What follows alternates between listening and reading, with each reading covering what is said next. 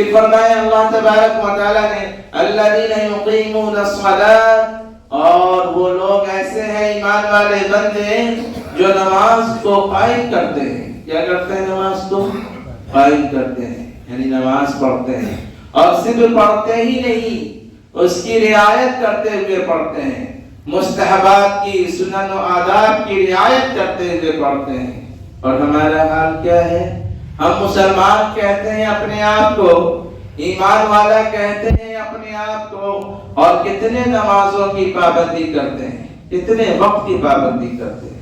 الحمدللہ آج جمعہ کا دن ہے، تینوں مالا فل ہے، اور تقریباً تمام مساجدیں فل ہو جاتی ہیں. اور جمعہ کے بعد کہاں گئے لوگ؟ کہاں گئے وہ نمازی؟ اور اللہ تبارک و تعالیٰ تو فرماتے ہیں کہ ایمان والے بندے تو وہ ہیں جو نماز کو قائم رکھنے والے ہیں. آپ نے جمعہ پڑھی اور عصر کو ضائع کر دیا، پھر مغرب ضائع کر دیا، پھر فجر گول کر دیا، پھر جمعہ کے دن آپ نماز پڑھنے آ رہے ہیں، تو آپ نے نماز کو کہاں قائم رکھا؟ جب نماز قائم نہیں رکھا تو بتائیں، تو اللہ تبارک و تعالیٰ نے تو یوں فرمایا کہ نماز کو قائم کرنے والے ایمان والے بندے ہیں، مومن والے بندے ہیں. اور جو نماز نہیں پڑھتے وہ کون سے بندے ہیں؟ کون بندے ہوں گے؟ وہ مسلمان بندہ ہو سکتا ہے، مومن بندہ ہو سکتا ہے. ہمارے نبی صلی اللہ علیہ وسلم نے ایک جگہ فرمایا کہ ایمان اور کفر کے درمیان جو چیز حائل ہے وہ نماز ہے. ایمان اور کفر کے درمیان جو فرق کو واضح کرتی ہے وہ کیا ہے؟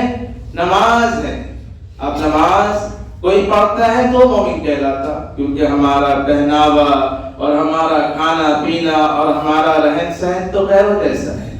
اگر ہم پینٹ شرٹ اور یوں لباس میں غیر مسلم کے ساتھ کھڑے ہو جائیں تو کون جانے گا یہ مومن ہے یا کافر ہے؟ کوئی نہیں پہچان سکتا.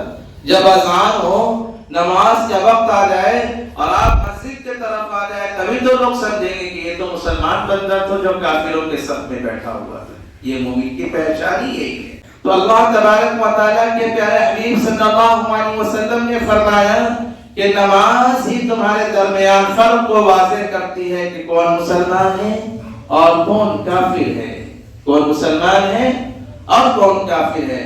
اس لیے مسلمانوں، نماز کو قائم کرو.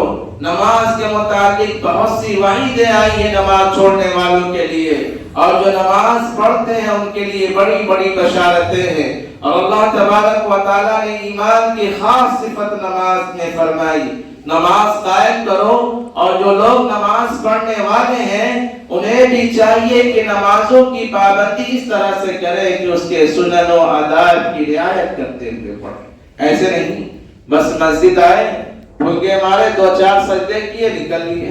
ایسی نماز بھی قابل قبول نہیں. ایک مرتبہ آپ صلی اللہ علیہ وسلم مسجد نبوی میں تشریف فرما تھے. ایک صحابی آئے اور انہوں نے نماز پڑھی، نماز سے فارغ ہوئے اور آپ علیہ الصلوۃ والسلام کی مجلس میں سلام کر کے بیٹھ گئے. آپ علیہ الصلوۃ والسلام نے فرمایا وعلیکم السلام، میاں تم نے جو نماز پڑھی وہ نماز تمہاری نہیں ہوئی، جاؤ دوبارہ نماز پڑھو. وہ صحابی گئے، دوبارہ نماز پڑھی، پھر نماز پڑھ کے آئے اور سلام کر کے مجلس میں بیٹھ گئے. پھر آپ علیہ الصلوۃ والسلام نے فرمایا پھر تمہاری نماز نہیں، دوبارہ نماز پڑھو. اور 3 مرتبہ ان کو نماز اپنی دہرانی پڑی. پھر وہ 3 مرتبہ دہرانے کے بعد بھی آپ علیہ الصلوۃ والسلام نے فرمایا کہ تمہاری نماز اب بھی نہیں ہوئی. وہ صحابی کہتے ہیں یا رسول اللہ، اب میں اس سے اچھی طرح نماز نہیں پڑھ سکتا، جتنے طریقے میں نے سیکھے تھے سب سیکھ کر کے پڑھا، اب آپ ہی بتائیں کیسے نماز پڑھنی ہے. آپ علیہ الصلوۃ والسلام چاہتے تو پہلی مرتبہ بھی بتا دیتے، لیکن آپ نے 3 مرتبہ ان سے نماز پڑھوائی تاکہ وہ بہترین دھیان سے اپنی نماز کو پڑھیں. پھر آپ علیہ الصلوۃ والسلام نے فرمایا کہ ایسے نماز پڑھو، اچھی طرح وضو کرو، پھر نماز کے لیے کھڑے ہو تو قیام کی حالت میں سیدھے کھڑے ہو، قرآن کریم کی تلاوت آرام آرام سے کرو. پھر رکوع میں جاؤ تو اطمینان سے جاؤ، رکوع سے کھڑے ہوئے تو اطمینان سے کھڑے ہو. फिर सजदे में जाओ तो इत्मीनान से सजदा करो, सुभान रब्बियल आला, सुभान रब्बियल आला, जो उलमा ने बताया 5, 3 या 7 मरतबे पढ़ने हैं। फिर जब सजदे से सर उठाओ, जलसा कहते हैं जिसको, दोनों सजदे के दरमियान में बैठा जाता है, फिर इत्मीनान से बैठो, फिर दोनों सजदे करो। इस तरह से नमाजों की पाबंदी करो। अब नमाज पढ़ने वाले तो ऐसे हैं कि वो ऐसे नमाज पढ़ते हैं कि रुकू से जब सर उठाते हैं, सर को खड़े होते हैं तो सही से खड़े भी नहीं होते, फिर सजदे में चले जाते हैं और सजदे से सर उठाते हैं, सर पूरा उठ भी नहीं पाता, दूसरा सजदा करने लगते हैं।